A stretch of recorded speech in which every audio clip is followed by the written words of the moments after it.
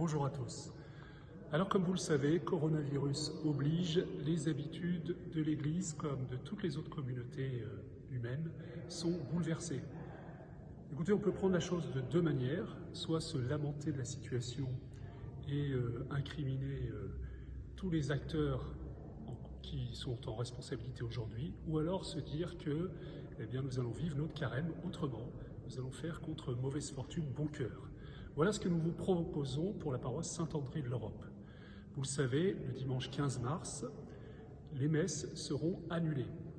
Ce que je vous propose, c'est de vous connecter sur Internet pour les suivre. D'abord la messe de 11h, la messe des familles. Il vous suffit de vous brancher à cette heure-là sur la chaîne de la paroisse YouTube et à cette occasion de vous inscrire, de vous abonner. Ça nous permettra d'accroître la communauté virtuelle de la paroisse. Et pour la messe des jeunes à 19h, branchez-vous sur Facebook ce soir-là, ou alors sur l'événement en live qui est créé à cette occasion.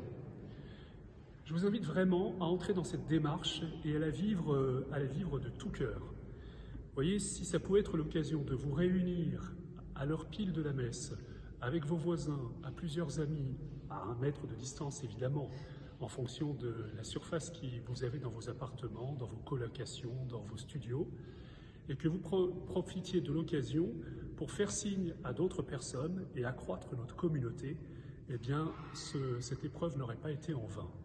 Voilà, je me permets de vous relire peut-être quelques mots de Saint Paul aux Romains. « Frères, ne brisez pas l'élan de votre générosité, mais laissez jaillir l'esprit. Au jour d'espérance, soyez dans la joie. Au jour d'épreuve, tenez bon. Priez avec persévérance. Partagez avec les fidèles qui sont dans le besoin et que votre maison soit toujours accueillante. » La maison Saint-André de l'Europe, comme beaucoup de paroisses, elle se veut accueillante. Elle ouvre grand ses bras et elle va ouvrir ses bras de manière virtuelle, mais la charité sera réelle. Ouvrez les portes de vos studios, ouvrez les portes de vos maisons. Inquiétez-vous de savoir ce que vos voisins vont faire, surtout les plus âgés.